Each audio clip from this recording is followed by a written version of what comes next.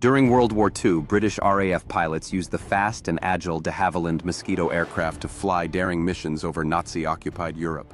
One famous mission took place in 1942 when Mosquito crews flew over Paris in broad daylight to drop anti-Nazi leaflets aiming to boost French morale. These missions were called nickel raids. Flying low and fast, the Mosquitoes avoided enemy radar and flak. The leaflets contained messages of hope and resistance. These flights were symbolic acts of defiance, showing the people of occupied France that they were not forgotten.